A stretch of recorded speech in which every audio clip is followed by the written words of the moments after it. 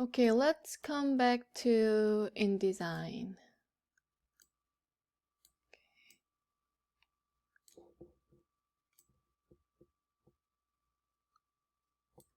So in InDesign, there are many effects, uncountable effects, but this time I would like to show you is to how to remove boundaries. So there are several cases that you want to remove boundaries, and the ways to remove the boundaries. First is to change the layer effect. So let's see. I applied like a little texture for the background. You'll see when I change the view to preview. Okay. Okay. View to presentation. Oh.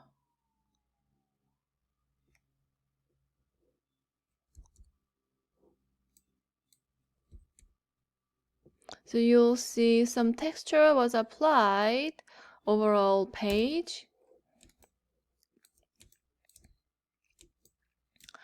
But for this elevation, it is the boundary, the white background is not necessarily needed. So what I want to do is to remove this boundary to make and to embed the texture within to make use of embed the texture in the white area. So what I'm going to do is to go to Effect tool, or you can find Effect in the Windows. Go to Effect, and here is the layer option. You can change the layer option. There are many layer options you can use, but for this exercise, what you need to do is just change the layer option from normal to multiply. So multiply is kind of double up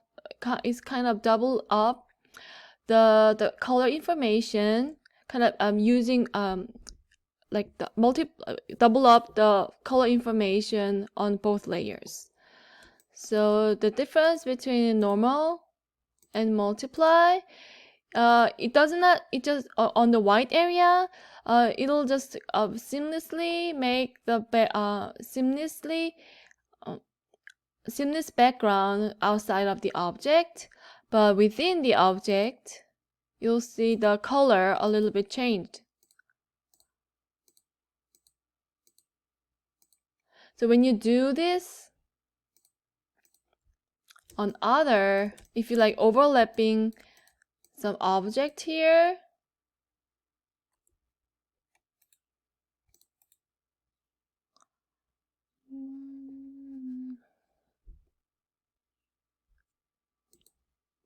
so if you overlap the layers here and then you change the layer option to multiply, kind of you see the difference.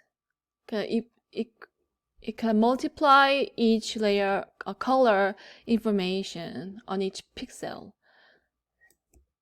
So the pros of this multiply function is to help you to embed the overall color theme of the spread and kind of make a continuous and seamless look overall page. And then cons is that, as you see on here, you might lose some color information if the background color is too vivid. So there's a pros and cons of this effect. So you kind of, if you utilize well, you can create more like visually sound page theme. So the pro of this multiply effect is to kind of make the overall color theme goes well together, and make a seamless outline. And the other way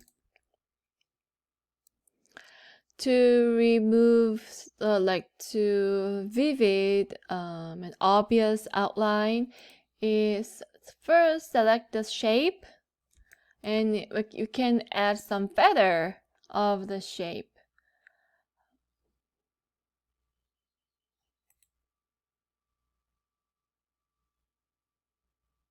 So here in the click the object you would like to change add some effect, and then right click it and go to find the effect. So here basic feather, directional feather, gradient feather. So like basic feather is kind of like remove, that can make a adds more smoothness around each edge. So you can change the width of the feather.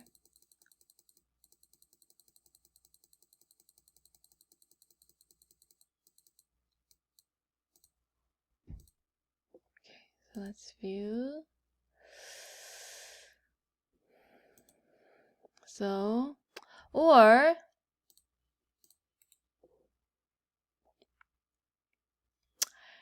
directional feather.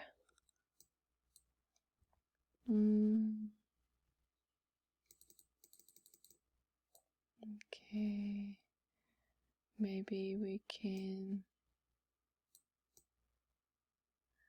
You can pick any edge you'd like to add some feather, and then increase the amount like this to make it more seamless, only for the bottom area.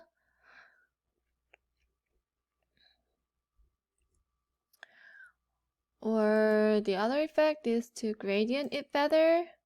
Kind of, I think the directional, I think the gradient feather is more useful than the directional feather, because kind of gradient feather kind of help the object make seamless to the background color. So it is more generously used. I mean, I never use the other directional feather very much, because in the gradient feather you can adjust the amount by modifying the placement of the center, and or you can just always modify.